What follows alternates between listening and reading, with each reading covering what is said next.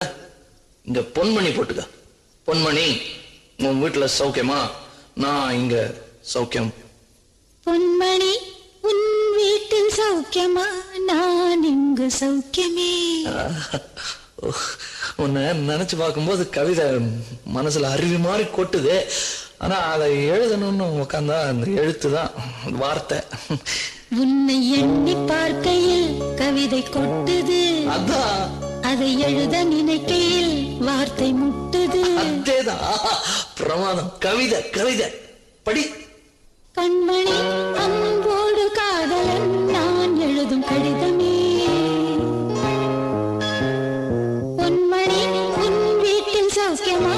நான் இங்கு சௌக்கியமே.